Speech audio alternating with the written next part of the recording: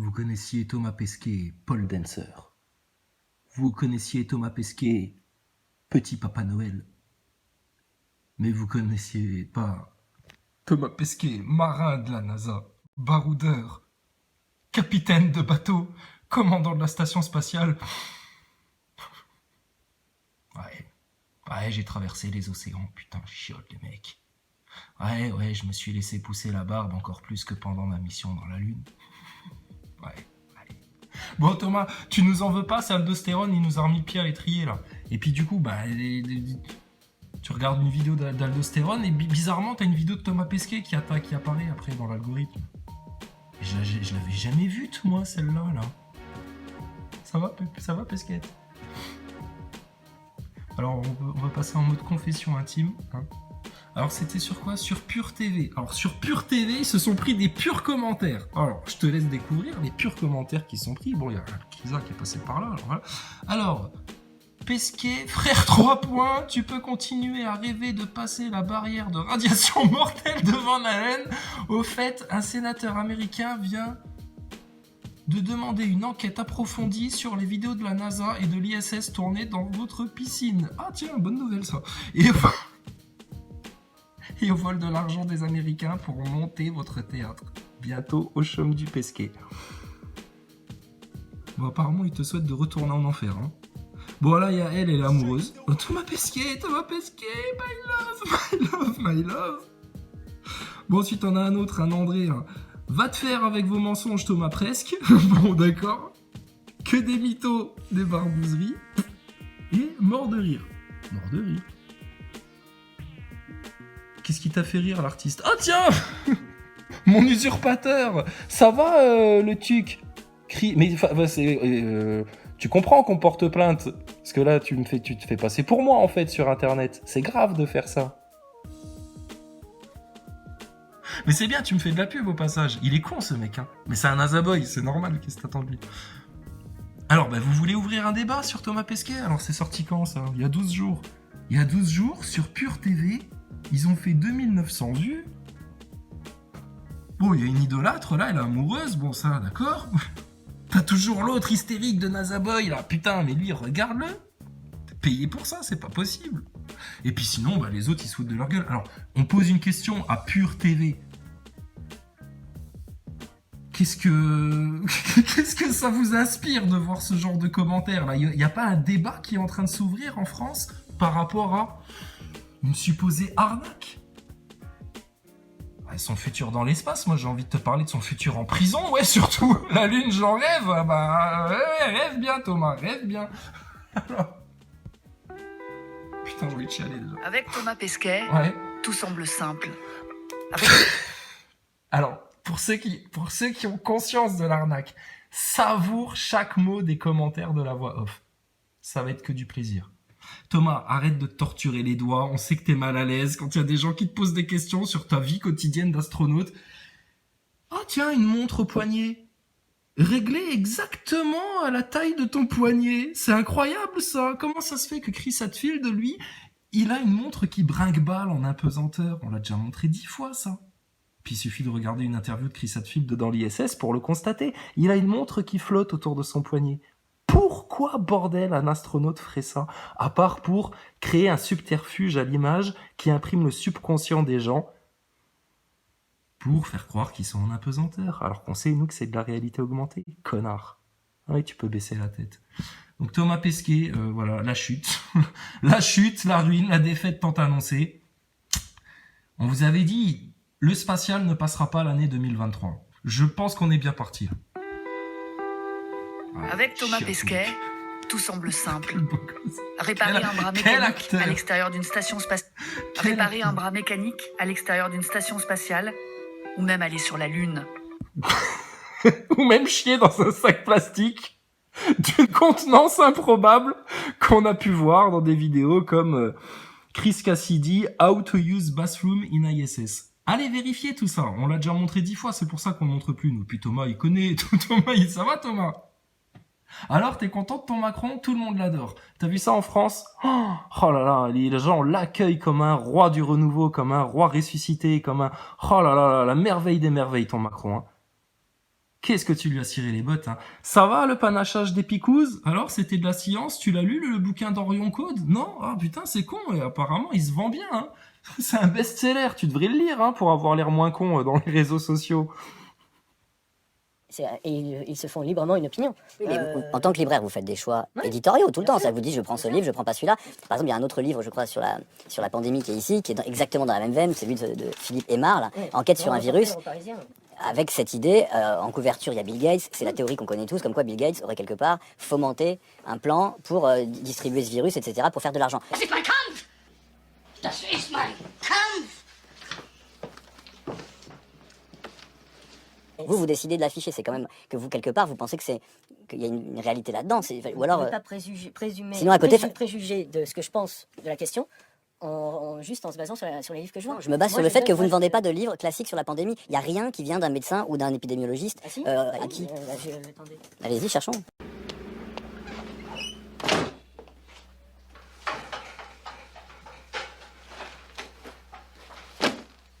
Hein oui, bon, Didier Raoult, mais ça... Didier Raoult, non, ça compte pas, non. Mais... La montagne magique de Thomas Mann. C'est combien? Verboten! Interdit en Allemagne se livrer!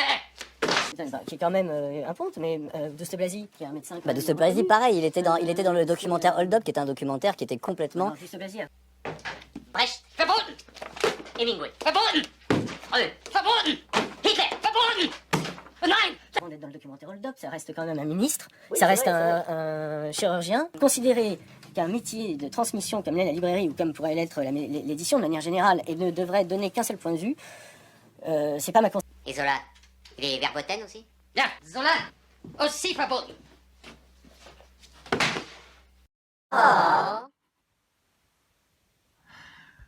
Oh, Thomas. Il pourrait être le premier Français à y marcher. Avant. Il pourrait être surtout le premier astronaute à flancher et puis devoir avouer tout le poteau rose devant tout le monde, hein, parce que là, ça allait trop loin cette histoire. Plus Covid, plus Troisième Guerre mondiale Zelensky, plus tes petits cornus sur tes vidéos à discrétion, mais t'inquiète pas, on a tout vu, on a tout enregistré, Thomas. Et puis va falloir expliquer tout ça. Il y a pas une caste sataniste là qui va jusque dans l'espace, bordel de merde. Tu seras en face de moi, je te mettrai une grosse gifle dans ta gueule, façon les rois de France à l'ancienne. Juste au nom de tous les enfants, à la gueule de qui t'as menti avec ta petite face de faux cul de PN introverti de merde. Tu vas finir dans les flammes, Pesquet. En 2028, entre deux missions d'entraînement, l'astronaute n'a pu s'empêcher de se frotter à un autre... J'ai pas pu m'en empêcher. Fallait que j'aille me frotter à un autre défi. La légende. Putain. La mort d'une légende. Thomas Pesquet ou la mort d'une légende. Environnement hostile, la mer. Pour le compte de l'association Mécénat Chirurgie Cardiaque, celui qui nous fait rêver d'espace a relevé un défi de plus. Ah la vache, c'est les mêmes lunettes de soleil que t'avais dans la Cupola quand tu nous parlais des dangers du soleil. Incroyable. Elles sont plus ou moins efficaces que en dehors de l'atmosphère, tes lunettes? Ça va, le rayonnement solaire en pleine gueule dans la Cupola? Sans protection? Sans opacité des verres? Efficace, hein? Le soleil, c'est donc quelque chose de positif pour nous, mais c'est aussi un danger pour deux raisons. Les températures ici sont extrêmes, on n'est pas protégé par l'atmosphère, on peut atteindre plus de 100 degrés au soleil, moins 170 quand on est à l'ombre, donc il faut se protéger pour ça. Bon, il n'a pas pu s'en empêcher, c'était plus fort que lui, il a trop de cœur, Thomas.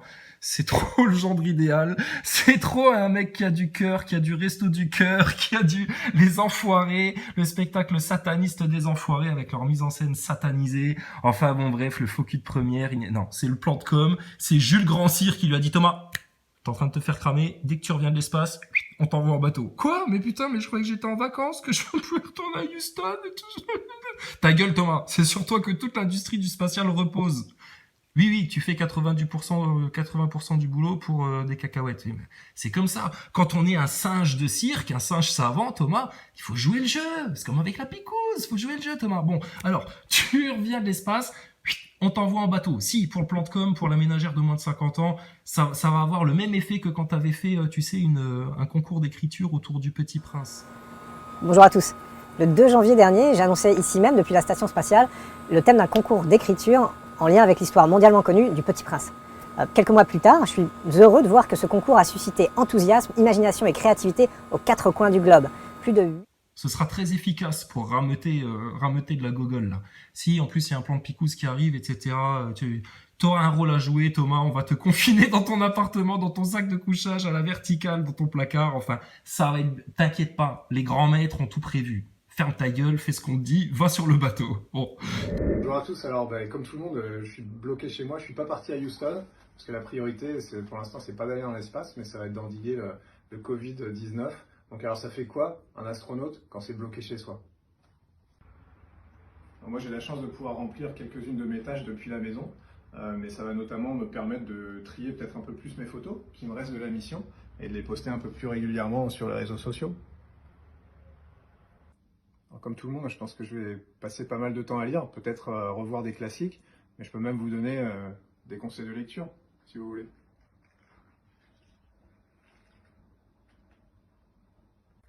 Alors, pour ceux qui ont les enfants à la maison, bon courage, c'est pas forcément facile, mais là encore, j'ai quelques suggestions de loisirs créatifs. Ah, mais je sais plus où ça va, ça. Alors pour le ravitaillement, pas de panique, on risque pas la pénurie alimentaire. De toute façon, moi, la nourriture en boîte, j'ai l'habitude, et puis au moins ici, elle reste dans l'assiette.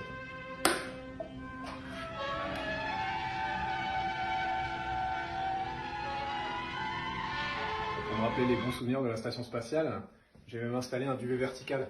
J'ai dormi là-dedans pendant 6 mois, donc c'est pas quelques semaines d'isolement qui vont me faire peur. Alors merci d'avoir suivi ce tutoriel confinement.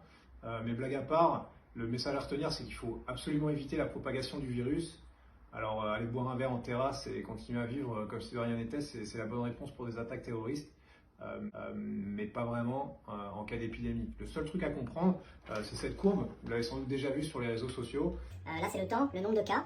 Et ben, cette grandeur-là, c'est la capacité du système de santé. C'est le nombre de lits, c'est le nombre de places à l'hôpital, c'est le nombre de respirateurs. Et puis c'est la capacité de travail des personnels hospitaliers. Si jamais le nombre de cas dépasse cette courbe, c'est-à-dire que tous les gens qui dépassent, on ne pourra pas les traiter. On ne pourra pas les traiter, il y aura beaucoup plus de morts que si on arrive à faire en sorte que le nombre de cas reste à tout instant sous cette courbe-là. Donc pour ça, il faut rester chez soi. Alors ok, c'est pas drôle, mais vraiment les 3 trucs à retenir, c'est 1, écouter les consignes du gouvernement, des professionnels de santé, des gens dont c'est le boulot de vous protéger et de protéger la santé publique. 2, lavez-vous les mains, essayez de vous protéger vous-même et de protéger les autres. Dès que vous touchez quelque chose ou quand vous restez, même si vous restez chez vous, lavez-vous les mains. Et puis 3e, surtout, Ne jamais lui donner à manger après minuit. restez chez vous. Restez chez vous, il ne faut pas propager ce virus. Ces mesures peuvent paraître excessives, mais si on attend qu'elles aient l'air adaptées, c'est que c'est trop tard. Donc restez chez vous, et puis je vous donne rendez-vous dans quelques semaines. Thomas, du coup, il n'a pas pu s'empêcher d'aller se frotter aux éléments marins, et puis voilà, quoi.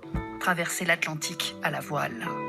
Pour vivre, on avait 1 mètre carré chacun à peu près d'espace commun. On vit surtout à l'arrière du bateau. Et c'était vraiment notre univers en fait. C'est ça qui est drôle. C'est exactement pareil que dans la station.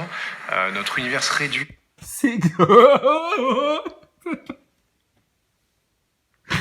Mais t'as pas joué dans l'agence touriste, toi? Si, tu faisais l'autre, le gogol, là. Comment il s'appelait déjà? Putain. Alors c'est tout pareil que dans la station spatiale, c'est tout est pareil et tout. Ça sert à créer l'accroche. Hein. On avait déjà parlé plein de fois de tous les effets. On a tout décrit du spectacle des astronautes. Ça va, il était comment Thomas dans le bateau? Le boulet quoi. Surtout à l'arrière du bateau. Et c'était vraiment notre univers en fait. C'est ça qui est drôle. C'est exactement pareil que dans la... C'était drôle, c'est que 1 mètre carré, c'était leur univers, quoi.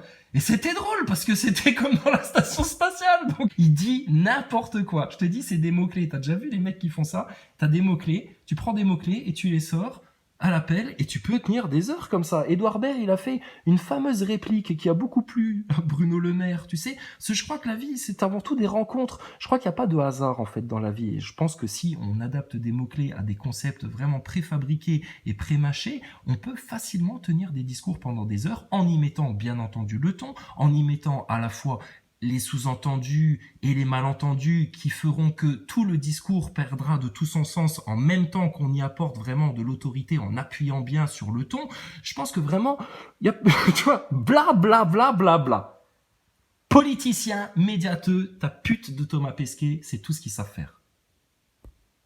surtout à l'arrière du bateau. Alors, pourquoi on insulte Thomas Pesquet? C'est gratuit, bien entendu. Bon, quand on participe à un tel plan de manipulation, de supercherie, de pollution, de manipulation de foule, de masse, etc., plutôt que d'aller découvrir les océans et puis vraiment comment préserver toute cette beauté de la Terre, là, dont ces merveilles comme un hypocrite Jean-François Clairvoy en même temps qu'il leur dégueule dessus, ces vieux cons, là.